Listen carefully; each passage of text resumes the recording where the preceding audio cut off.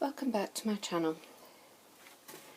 So as you saw in a previous video, I was doing a review of the Wormcity worm farm, and this is the next morning, so I thought I'd do a quick update because it is a thing that worms can migrate out of it over the first few days. And when I came to check on them last night, it was 11:15ish when I was bringing the dog out, and the light was off, and indeed there were a couple trying to escape out of the lip here, because as you can see I can get my finger between there, which, you know, these things are designed to allow air through and what have you. But this gap was quite a bit wider, so I did put a brick on the top. However, worms, you know, they can squeeze through where water can, so if they'd really wanted to get out, they would have done. But I did say that I was going to leave the light on because worms don't like the light. And I have seen reports previously from other worm setups where people have got up in the morning and all their worms are outside the wormery and dead on the floor, especially when they're set up on concrete, because obviously there's no moisture and worms breathe through their skin. They don't have lungs like us, and so when there's no moisture they dry out, hence they die. So thankfully I've come in this morning, and from what I can see, because I can't see right down the back or the side, but there doesn't appear to be any out. But what we'll do is we'll open it up, because last night there were some in the top and I did leave them there, so we'll see if they've gone back down or whether they're still nestled in the top. So we'll move things. Ow, hands are very sore from yesterday. So there we go. Oh, trying to be careful because I don't want to drop any out. As you can see, there are, sorry the light is bad in here because it is an outhouse, it's not set up for filming, but as you can see there are some worms in here. But considering, I'm just going to pop that down and see if I can set you up. Yeah, considering how many you actually get with these wormeries, I think it's 500 grams with this one, but you can order more. I wouldn't actually recommend putting any more than the 500 grams in this, because not as an initial stage, because then I think that would encourage more of them to come out. And I have seen someone say that they did that and then had issues. So let's see if that will set up.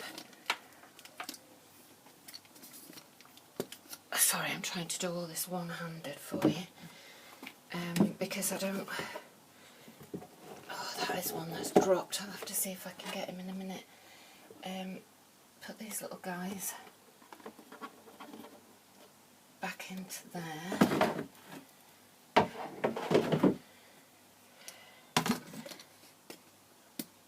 There we go. And then I can take this one off. Just checking there aren't any... Oh, there is one, look, on the side here. So, because as you can see, they haven't all gone down.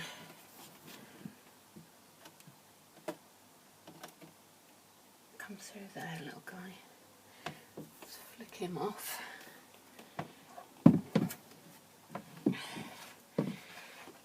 But I don't think that's a bad amount that have come up into the top of there.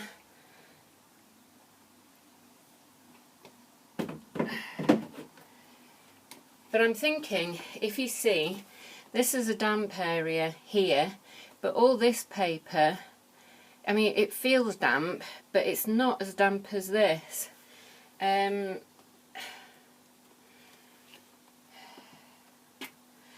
So I don't know, maybe they're just not quite, but I don't know if you could see that, there are worms here, so they are working their way down.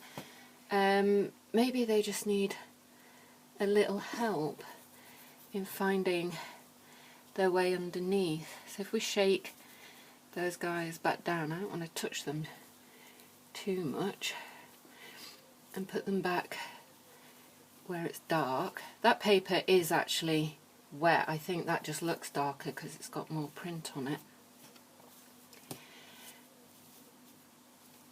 And then what I'm going to do is call these guys a speedy, these ones that are in the top.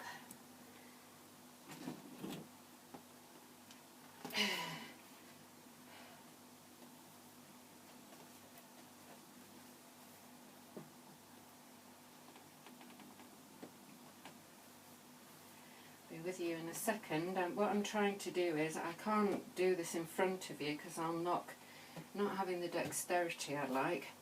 I'm scared of knocking the camera in front of you, and I'm trying to be gentle with these little guys. I'm moving them all down into one corner. Some of them have already snuck down into the lid.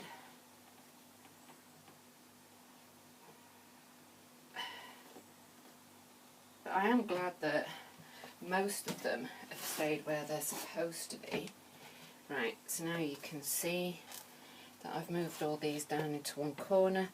I'm just going to very gently put them down back into there, like that. And I did knock it, there we go. See, totally no good at doing this kind of thing. Oh dear me.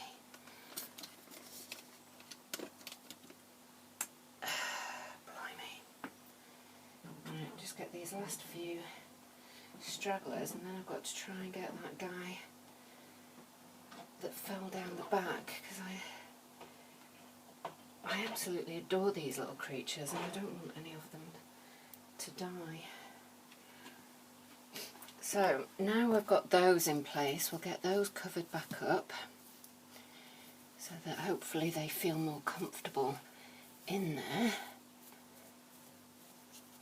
And because they're going to spend a whole other day in there, they should feel alright. So that's their first night in there. That little guy is up there, so we'll knock him back down like that.